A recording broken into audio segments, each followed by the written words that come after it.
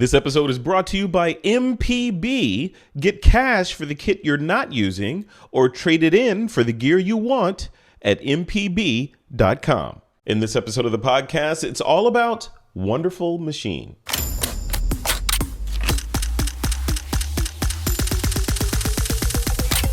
This is TWiP.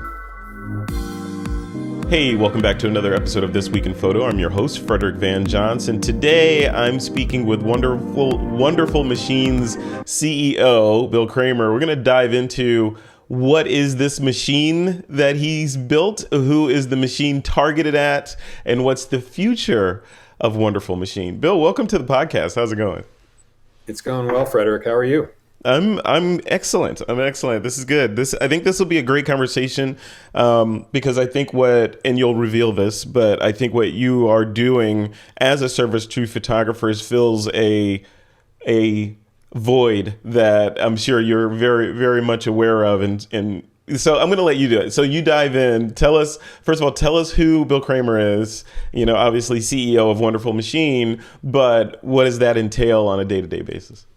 Yeah. So first, who is Bill Cramer? So I graduated from Penn State University in 1985, and I started my career as a photojournalist. I worked as the sort of main photo stringer in Philadelphia for the Associated Press for about 4 years in the late 1980s. And then altogether for about 12 years, I was a stringer in Philadelphia for the New York Times. And then along the way, I picked up lots of other clients. I worked a lot for People magazine. And then my career sort of gradually shifted to magazine, sort of away from photojournalism and towards magazine portraiture. So I did a lot of assignments for Forbes and Business Week and a little bit for Time and Sports Illustrated. And there are a million magazines you never heard of, like Bakery Magazine or alumni magazines from hundreds of universities, just all sorts of publications. And then lots of corporate and institutional and advertising work mixed in. I did a lot of work for Children's Hospital in Philadelphia and Drexel University and Comcast Corporation and Accenture Corporation, and a little bit of advertising thrown in. And so after about 20 years of doing that photography, I decided I wanted to create more of a company of photographers.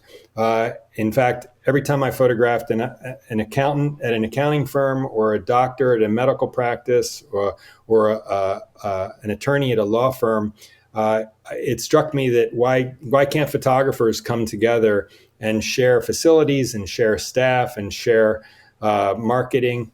Mm-hmm. and collaborate on projects, and so I decided to put together a group of photographers, and so I put together a small group of photographers in Philadelphia, and then out of that grew what we now have as Wonderful Machine, which is currently we call it a production agency with a network of 600 photographers around the world. So our company now has about 35 staff members. We have 600 photographers in 40 countries.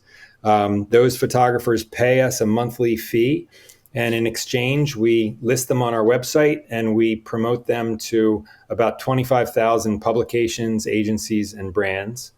And so we have a team of researchers who research these clients, and we make sure that we have all the most important clients out there who are using high quality commercial and editorial photography on a regular basis. And we let them know about our photographers. And sometimes those clients will simply come to our website and find a photographer and then hire them directly. And other times they might come to us for our production services. If they have an elaborate shoot that's either multiple shoots around the world, or even if it's just one shoot in one place, if it requires a lot of production, like hairstylists and makeup artists and transportation and catering and models and so forth, we produce big photo shoots for advertising. And so from a photographer standpoint, and this sounds amazing, right? So correct me if I'm wrong. So it sounds like from a, you and I, before we started recording this episode, we were talking about audience demographics and all that. And in that demographic breakdown, if there's a photographer that has sort of transitioned from the advanced amateur level and wants to transition into pro, but isn't sure about how to market themselves and how to present and how to get the clients and all that stuff. Does Wonderful Machine kind of jump in to fill that kind of connective tissue so that photographer can then go on? Or is it more for the established professional photographers that are looking for, another outlet for their services? Yeah. So good question. We work with photographers of all levels. Primarily we're working with functioning professional photographers who are already doing assignments for publications or agencies. But we do work with less experienced photographers to help them get to that point. So initially we have a lot of articles on our blog. We have a blog called Intel. If you go to our website and go to the Read tab, you can read articles. We publish articles called Expert Advice and Specialty and Crew, where a young or inexperienced photographer can come to our website and learn about every aspect of the photography industry. And then we also have a team of consultants who can help work with photographers one-on-one to coach them on their portfolio, to coach them on their marketing, to coach them on how to identify clients that might be appropriate for them and how to reach out to those clients. So we work with a lot of younger photographers to help them get established in the business. That's great. That's great. So then is the long-term goal that the partnership with the photographer will just basically extend on in perpetuity, or is it more like Wonderful Machine is the booster rocket to get you going and then you go on and go establish your own network and all that? How are you seeing the positioning? I mean, I would like to think that no matter what stage of somebody's career, whatever stage of your career you're in, we have staff members that are sophisticated enough to take you to the next level, whatever that is. And if you're fully established and you're doing great, and we have 600 photographers on our site, and I think it's fair to say we've got hundreds of photographers on our site who are solidly mid-career and very successful already. And they are on our site because we provide sort of exposure to high quality clients that they need. Even if they've been in business for 20 years, they continue to need exposure to high quality clients. So it's not like we sort of launch a photographer and then they go off. We feel like we can provide valuable service no matter what level of experience you have or how far into your career you are.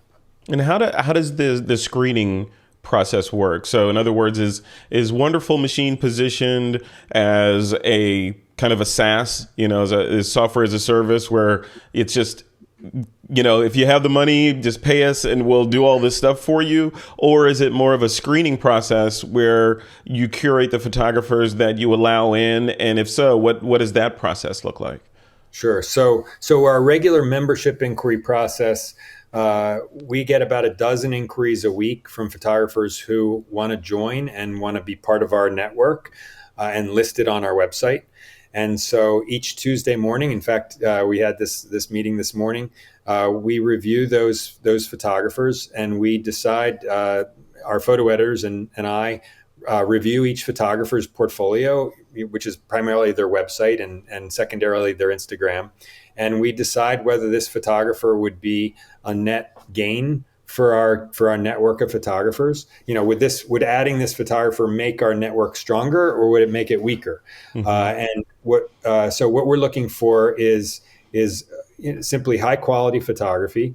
To a certain extent, we're looking for photographers who already have experience shooting professional assignments, and we're looking for photographers in all parts of the world doing all sorts of different specialties. So we categorize photographers in 41 different specialties. And we want photographers all over the world because we have clients all over the world, and we have big clients, especially in the United States, who need photographers all over the world.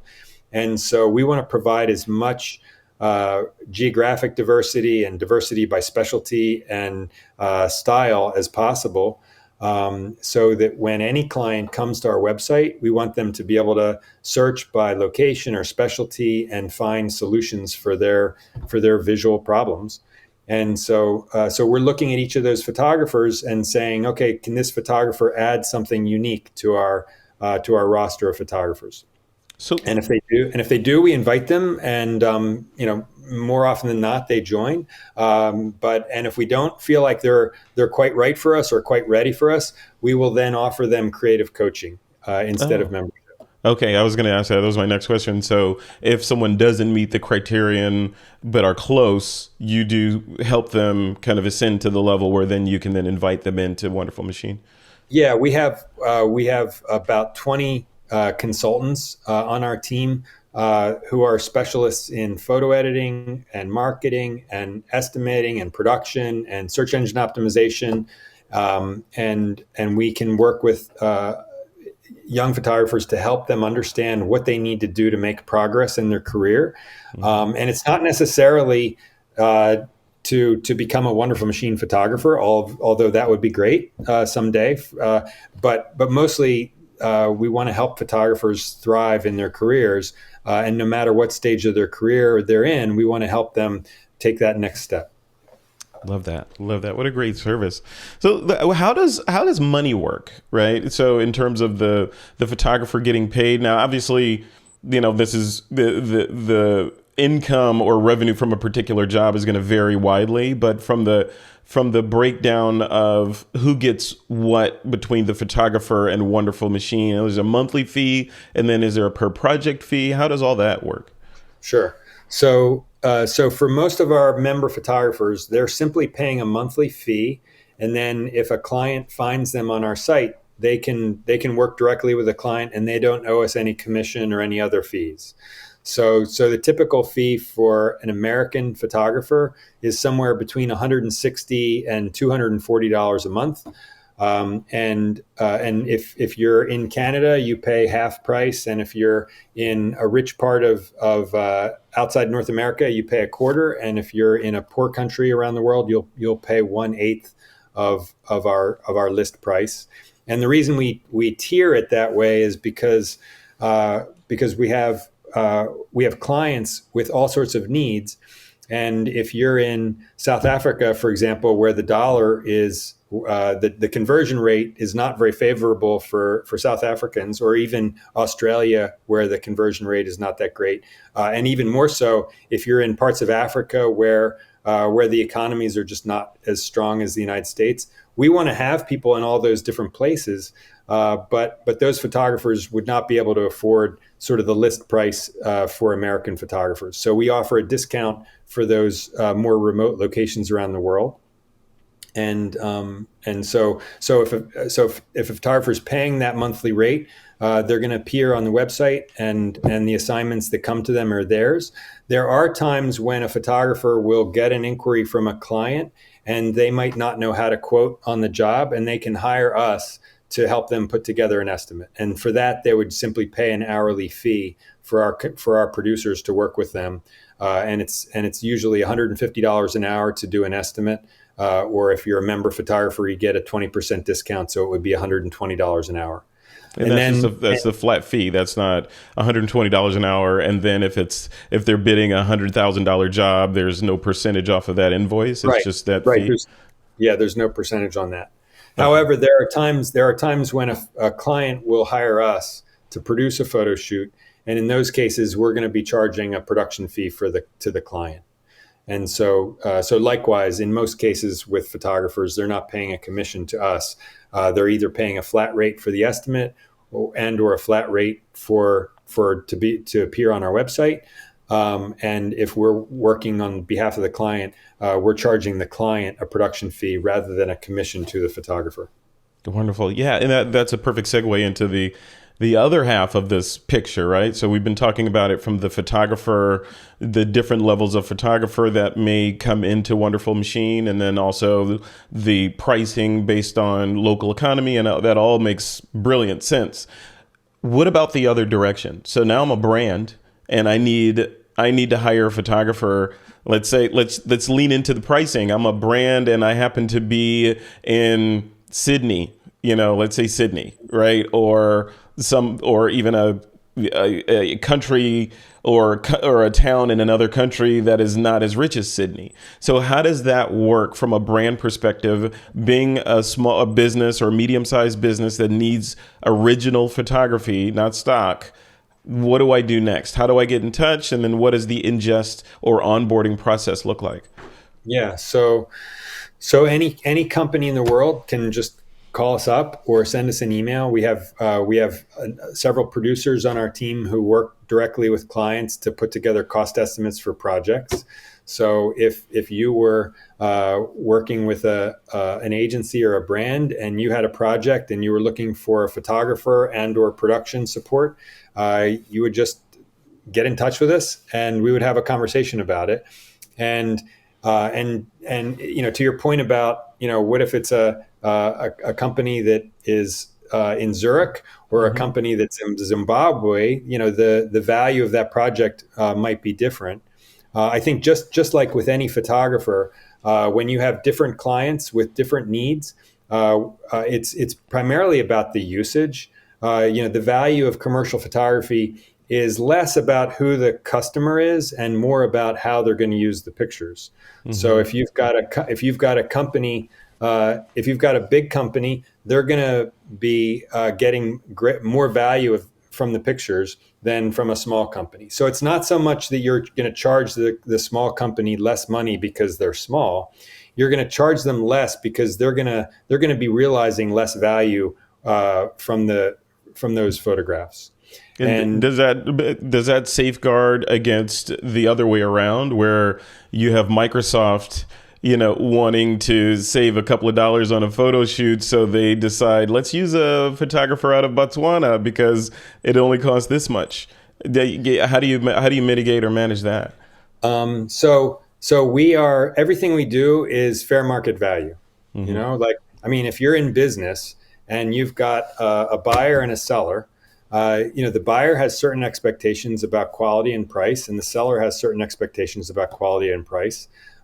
If we are negotiating with a client to work on a project for them, we're going to look at every aspect of the project. We're going to look at who is the client, who's the photographer they want to work with, what kind of production values are they looking for. Mm-hmm. What is the usage? Like, is it an advertising job and they're going to use the pictures on billboards or on broadcast television or on the internet?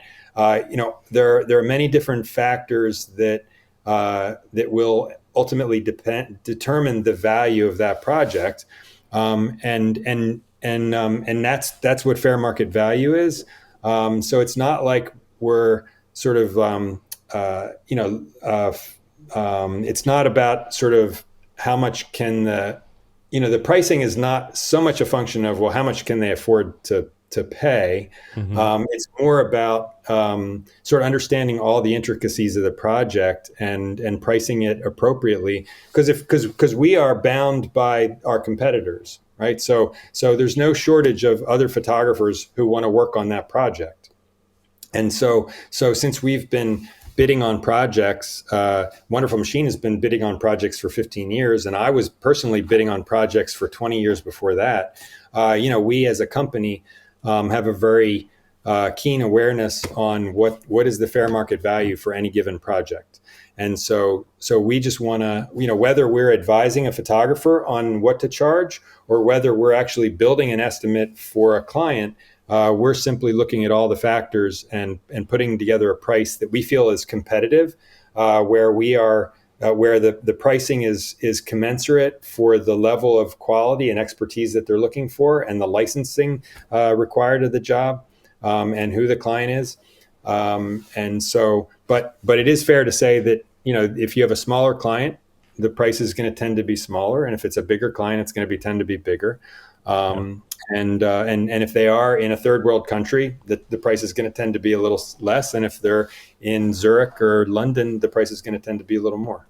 Yeah. Yeah. Interesting. Yeah. It seems when you explain it, I can see that it's not black and white, right? So it's not, okay, these are the prices for this country, these are the prices for that country. You go in and it's a formula. Yeah, for our photographers, we have to have a formula because it's not like some of the photo shoots. I mean, we just produced a photo shoot in New York, and the price tag was up over $500,000. Wow. And so for a project like that, you're going to go to great pains to make sure that everything is just so. But if you're, for us, when we've got photographers that we're listing on the site, we can just put them into these four simple buckets, whether they're US or Canada or rich country or poor country. We don't need to split hairs beyond that. Yeah, that's so cool. That is so cool. So then, how does it work? Where do you draw the line at the level of service that you'll provide? What I mean by that is it strictly photography based jobs, or are you bidding out larger or different multimedia level jobs where maybe it's a full on commercial where they need still photography for magazine and outdoor, they need video clips for Instagram, they maybe want to produce a short television commercial for broadcast? Does Wonderful Machine help with all of that, or do you draw the line at photographic services? So we most of our projects involve some sort of video now. Not only are clients demanding it, but photographers are capable of doing it. And there are times when, depending on the level of the needs of the project and depending on the skills of the photographer, sometimes we'll bring in a director to work alongside the photographer, or at least a DP or camera operator. So again, every project is custom, and we figure out what's the best solution for this particular project. We've got some photographers like Stuart Cohen in Dallas is full on TV commercial director. So he's the kind of guy who you can hire, and he can do anything under the sun, whether it's stills or video or broadcast TV commercials or a combination of all that. But we've got other people who are less experienced with video, and we might have to partner them with somebody to help out, at least running the camera and knowing all the equipment to bring. But our producers are experienced with video as well as stills. If we were doing a full-on broadcast television spot, we would probably partner. We have a number of production companies that we partner with to make sure that the client's getting the level of quality that they need. But we produce a lot of video for internet and general use. That's so that brings up the question of who's paying whom. So in the case of the photographer, or in other words, if I'm the photographer, does the check that I get at the end of the job say Wonderful Machine on it, or does it say Acme Incorporated? Who's paying whom in that scenario? Yeah. So if a client, if an agency or brand comes to us and with a project, and we agree to do the project for that client, it's going to be up to us to hire all the crew and to hire the photographer and to negotiate with all those people and to pay all those people. So we would be collecting, in most cases, we would get an advance from the agency or the brand. So we would pay out, to a certain extent, advances to the photographer and crew. And then we would, after the job wraps, we would invoice the client, get payment, and then pay out the photographer and crew. But there are other times when a photographer might hire us. Instead of us hiring the photographer might hire us to produce the job. And in those cases, the photographer would usually bill the client and then pay us, rather than us bill the client and us pay them. So it really, again, we every single job that we do where we're involved in the production is a custom project that, depending on the circumstances, who the photographer is, who the client is, what the needs are, where it's happening geographically, we will figure out what's the best solution so that the photographer is happy and the client is happy and Wonderful Machine is happy, and we just figure out what's the best solution overall, and then execute on that. So it can happen a number of different ways. And then logistics wise or internal wise, that wonderful machine, there a single point of contact that liaises between the photographer and the brand, or does it is do you just hand off communication to the photographer and the brand? How does the So we've communication and got overall project management piece work?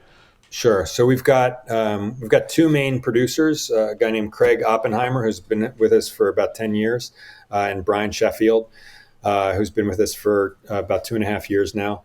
And so they manage all of the production projects that we do. We also have collaborations with other producers around the world. Brian and Craig and I are all in the Philadelphia area. And so on any particular project, there's going to be one lead producer who is going to be the point person for the agency and for the client and for the photographer and or videographers and directors and crew. And so everything is going to go through that one person. So all the crew, all the clients, the photographers, everybody is going to be interacting with that person on a regular basis throughout the entire life cycle of the project. And we do have there are times when Brian and Craig will sort of tag team on a project, so that when they need the bandwidth, or because they can't be in more than one place at a time, there are times when they sort of collaborate on projects, but there's always one main producer on any given project. Love it. Love it. So I guess to wrap up, at the end, I want to kind of get to where Wonderful Machine is going, or where you see the company in 5 to 10 years from now. But before that, just a quick question, since I have you on the hot seat, and you're kind of sitting at the nexus of creative work and agencies and photographers and different styles of photographers. Have you seen any patterns in the chaos in terms of directions in the industry, either creatively or, are things like on the technology side, are you seeing more mobile, usage? What do you see from your vantage point of kind of the zeitgeist of this space? Sure. So, we've seen a lot of trends over the years.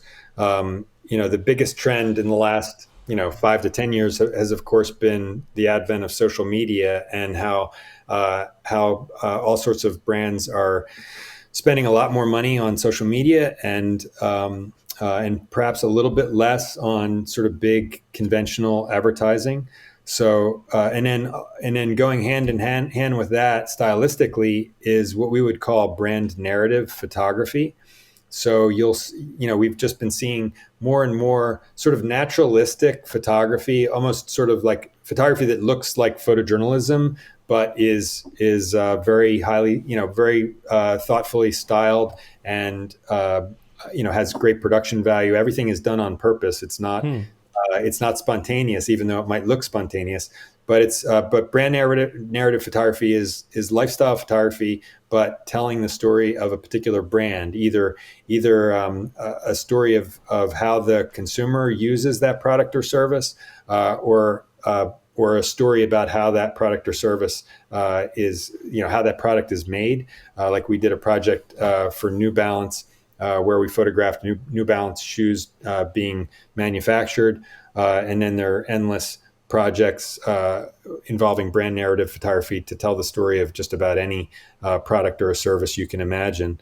So those are the main ones. In terms of technology, certainly drones in the last 5 years have really transformed a lot of the portfolios that we see, and a lot of the work that clients use in general. It's just a vantage point that we haven't been able to utilize except with helicopters, which make it expensive and sometimes impossible. So drones have been really fun. It's been just really fun to see how that has how inventively photographers and videographers have used drones to make pictures of all kinds. So those are the main things recently for me. Yeah. The drones are the tallest tripods in the world, is what they are, right? For the still photographer. And also stylistically, like along with this, along with digital photography in general, if you look back 20 years ago, you would see a lot of sort of very obvious lighting, artificial lighting in pictures. Now you still see that somewhat, but you're seeing photographers using LED lights to just supplement existing light and sort of seamlessly adding, augmenting the existing light, and with digital, you can shoot in such low light I think it's really opened up a lot of creative opportunities for photographers to work really with very little equipment, and to work in all sorts of lighting situations that they weren't able to work in back when you had to lug around heavy strobes, and when you needed to have enough light for Kodachrome 64 or Fujichrome 100. Yeah, yeah, yeah. I remember the days when you were in your photojournalism mode. What were you shooting with primarily? What was in your go bag back then? You mean like cameras Yeah, wise? cameras and lenses. You had the Well, normal trifecta of lenses and yes. Well, so when I started out at the AP, I was using Nikon FM2s and Nikon F3s, yeah, me and too. as a sports photographer for the AP, of course, I had a Nikon 300-8, which allowed you to shoot baseball and football and hockey and just about and of course basketball and every other professional sport. And then there was a point where I switched to Canon because I just liked their I don't know, whatever. Maybe it was like around the mid '90s. I switched over to Canon just because I liked their cameras better. Yeah. And then I used Dynalite strobes, and then more recently Profoto strobes. Excellent, excellent. So what's next? What's next for Wonderful Machine? What? And you're assuming that there's a grand plan that stretches out for the next 100 years. What's the next 5 to 10 years look like on that plan? So the thing that we're most immediately in the middle of is just moving more and more towards video. Hmm. And so that's just a matter of sort of us gaining experience and building client relationships and building relationships with photographers who are doing more and more video and getting into directing. So that's just going to be sort of an evolutionary process. It's funny because when the Canon 5D came out. I don't know if you're old enough to remember when the Canon 5D came out, but Oh yes, that was I'm very familiar. I remember that that was was in Vincent LaFerre days, right? When he yeah. was kind of a pioneer with that 5D. Yeah, so that was sort of a game changer for a lot of photographers to be able to shoot high def video with a regular, digital camera. And at that time, I thought, geez, 5 years from now, every photographer is going to shoot video. But that has not turned out to be true. If I had to guess, I would say in round numbers, about a third of our photographers are very comfortable shooting video and very adept at it, and a third are not interested in it at all, and about a third are sort of dabbling or in transition towards video. But the way we see it, more and more of the projects that we're involved in as producers involve video, and so that's the main trajectory that we're on. But in addition to that, we are starting to work with photographers in a more conventional way as agents. I recently started working with a very talented advertising photographer in Los Angeles. We're working, instead of our traditional Wonderful Machine business model of paying a subscription fee to be listed on the site. We're going to be working with him more closely to promote him and to do estimates for him and shoot production for him, and so that's an area that in which we might be growing.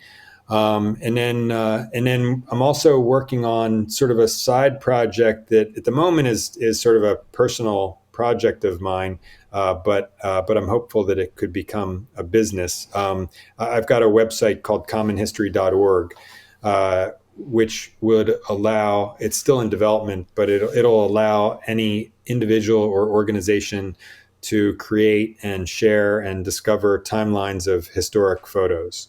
So this could be of use to professional photographers who have an archive of historic content, photojournalists, or it could be for museums or historical societies, or libraries, anybody, or even corporations, any organization that has a historic photo archive, to be able to share their content in a space where other people are doing the same thing, and in a way that content is searchable, and licensable as well, because there just is sort of a void for picture buyers, for professional picture buyers who are looking for historic content. There are not a lot of places to go, and so it's a personal interest of mine, and we're going to see if we can build a business around it. When you say historical content, are we talking photographs or multimedia? So so initially it's still photographs, but it'll eventually be video as well. Yeah, and I would presume audio, right? So historical. Excellent. Well, thank you, Bill. There's been I feel like the more we talk, the more questions that I have, right? It's a fascinating business model, and it feels like a business model that is one of those models that is mutually beneficial on all sides, whether it's your company, the photographer from corners of the globe unknown, and also simplifying things for the client on the client side of things. So congratulations. Is the business today, as we record this in October 5th of 2021, is it where you wanted it to be 5 years ago? Well, COVID has not been kind to us. We've had a lot of our photographers have struggled, especially in the first year of COVID. A lot of them are now coming out of it, and I feel like things are starting to get back to normal. But overall, I mean, I really never intended to create this company. When we first started the company, it was more of a cooperative of photographers just in Philadelphia. And I was somewhat resistant to opening it up to photographers outside of Philadelphia. And so I feel very fortunate that it's worked out. I'm pleased with the way we've grown, and I'm still eager to see what we can do to evolve over time. But yeah, I'm happy with the way it's worked out. Awesome. All right, Bill Cramer, we'll leave it right there. Wonderful machine. Congratulations, you guys. You and your photographers are welcome on This Week in Photo anytime. So I feel like we'll be talking more in the future about different things. Yeah. Anytime, Frederick. It was a pleasure.